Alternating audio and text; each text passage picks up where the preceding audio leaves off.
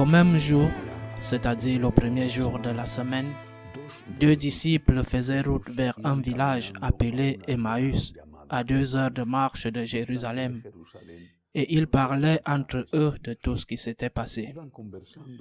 Or, tandis qu'ils s'entretenaient et s'interrogeaient, Jésus lui-même s'approcha et il marchait avec eux. Mais leurs yeux étaient empêchés de le reconnaître. Jésus leur dit, « De quoi discutez-vous en marchant ?» Alors ils s'arrêtèrent, tout tristes. L'un des deux, nommé Cléophas, lui répondit, « Tu es bien le seul étranger résidant à Jérusalem qui ignore les événements de ces jours-ci. » Il leur dit, « Quels événements ?» Ils lui répondirent, « Ce qui est arrivé à Jésus de Nazareth, cet homme qui était un prophète, puissant par ses actes et ses paroles devant Dieu et devant tout le peuple. Comment les grands prêtres et nos chefs l'ont livré, ils l'ont fait condamner à mort et l'ont crucifié. Nous espérions que c'était lui qui allait délivrer Israël, mais avec tout cela, voici déjà le 3e jour qui passe depuis que c'est arrivé. À vrai dire, des femmes de notre groupe nous ont remplis de stupeur. Quand dès l'aurore, elles sont allées au tombeau, elles n'ont pas trouvé son corps. Elles sont venues nous dire qu'elles avaient même eu une vision, des anges qui disaient qu'il est vivant. Quelques-uns de nos compagnons sont allés au tombeau et ils ont trouvé les choses comme les femmes l'avaient dit, mais lui, ils ne l'ont pas vu.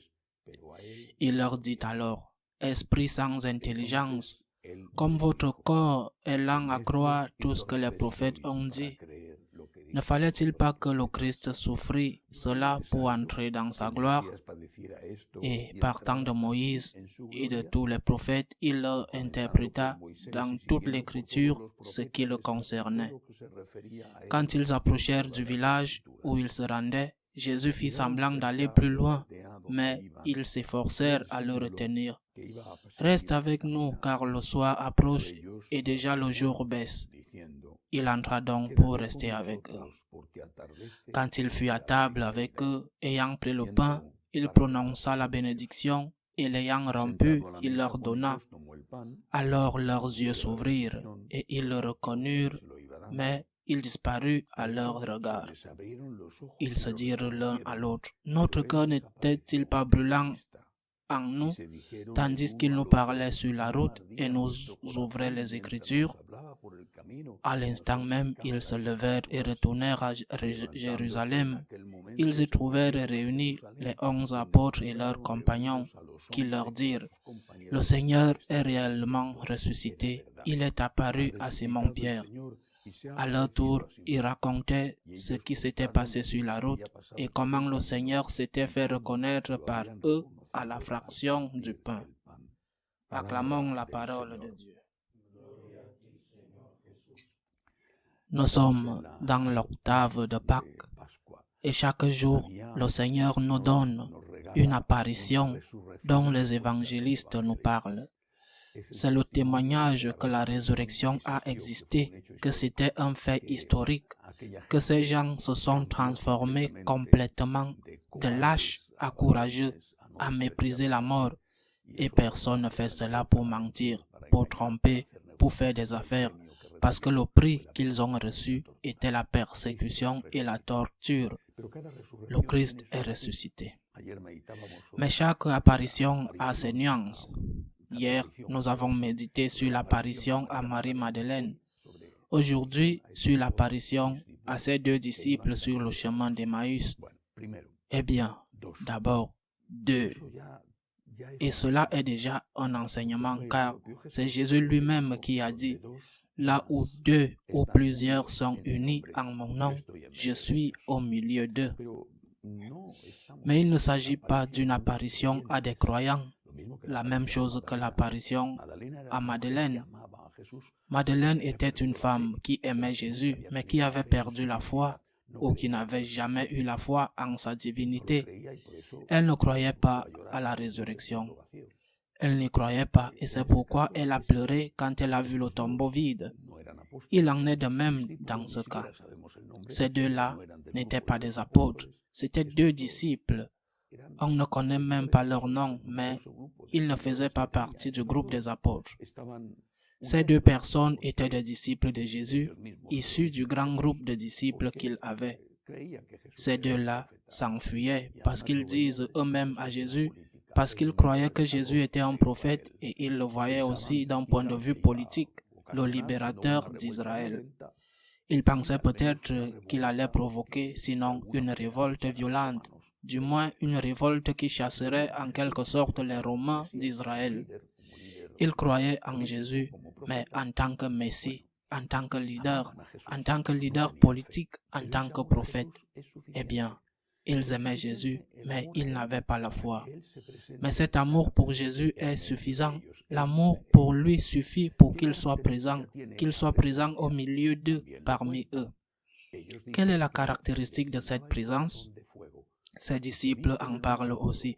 Ils disent que leur cœur était en feu et ils se disent entre eux alors qu'ils ont déjà reconnu Jésus. Nos cœurs n'étaient-ils pas en feu lorsqu'il nous expliquait les Écritures?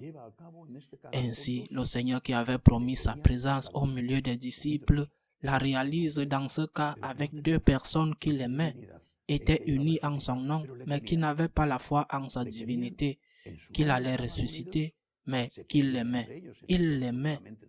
En son nom, ils étaient unis, ils s'aimaient.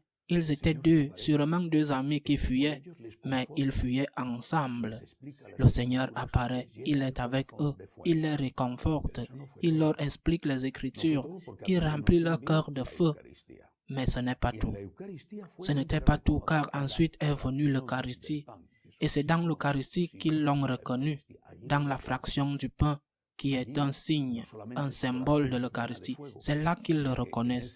Là, non seulement leur cœur est rempli de feu, mais à ce moment-là, ils découvrent que Jésus est là. Et ils ressentent tout le courage que les autres ont éprouvé quand ils ont compris que la résurrection avait vraiment existé, que la résurrection a donné un changement complet à ce qu'ils croyaient jusqu'à présent.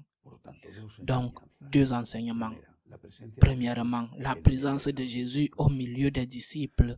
On ne peut pas être chrétien d'une manière isolée. Ce n'est pas possible. Le christianisme est une religion fondée par Jésus de manière communautaire.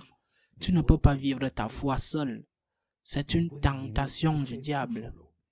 L'isolement est une tentation du diable. Beaucoup, très nombreux, voudraient faire une église individuelle où chacun est son propre grand prêtre, son propre interprète des Écritures, où chacun ferait ce qui lui plaît dans tous les sens. Ce n'est pas cela le christianisme, ce n'est pas le catholicisme. Nous devons vivre en communauté, et vivre en communauté a l'immense avantage qu'il vaut la peine de payer le prix. L'immense avantage que nous sommes avec Jésus. Jésus au milieu des disciples, qui remplit nos cœurs de feu, qui nous explique les Écritures, c'est-à-dire qu'il nous dit quelle est la volonté de Dieu et qu'il nous aide à comprendre et à interpréter cette volonté comme la propre parole de Dieu nous le dit.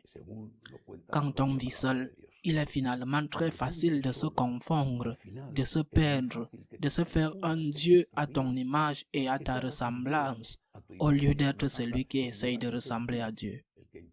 Que tu te fasses une religion qui te convient, qui est confortable, qui ne te dérange pas, qui ne te demande pas trop. Lorsque je parle des écoles de gratitude et à l'heure de la pandémie, des écoles de gratitude virtuelles, qu'il suffit de se connecter 1 heure par semaine. Lorsque je parle de cela, beaucoup ne sont pas intéressés. Pourquoi ne sont-ils pas intéressés? N'ont-ils pas 1 heure par semaine? N'y a-t-il pas 1 heure par semaine pour aller à la messe le dimanche? N'y a-t-il pas 1 heure par semaine pour se rencontrer dans une communauté et grandir ensemble dans la foi? Il peut y avoir des cas où il n'y en a pas, mais dans la plupart des cas, c'est par pure commodité et par pure paresse. Comment peux-tu suivre le Seigneur de façon isolée? Je le répète, c'est une tentation du diable, car lorsque le diable parvient à nous diviser, il gagne plus facilement. Mais dans l'union, nous trouvons la force. Dans l'union, nous trouvons la présence du Seigneur. Par conséquent, la première leçon que nous donne cette apparition du Seigneur ressuscité, ne reste pas seul. Paye le prix, cela en vaut la peine.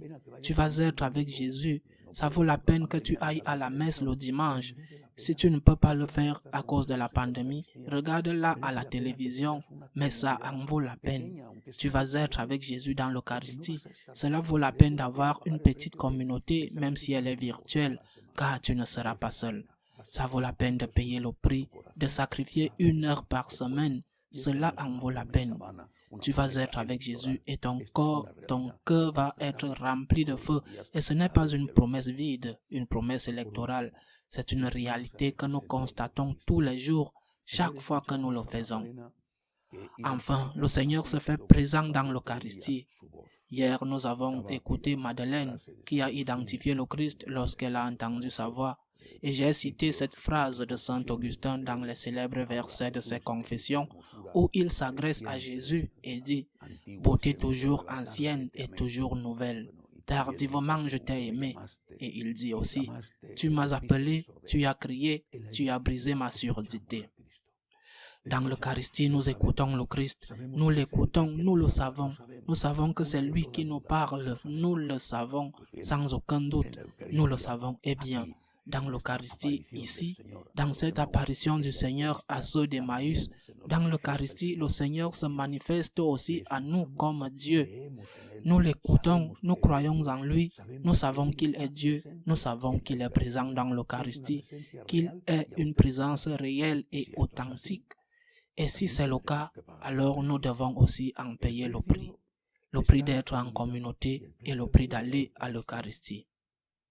Comment pouvons-nous négocier avec Dieu de ce temps minimum hebdomadaire pour être avec lui dans l'Eucharistie? Savoir qu'il est vraiment là, qu'il nous parle, qu'il nous console, qu'il est notre force, qu'il est notre pain sans lequel nous ne pouvons pas vivre. Le Christ est ressuscité. Il nous attend dans la communauté et dans l'Eucharistie.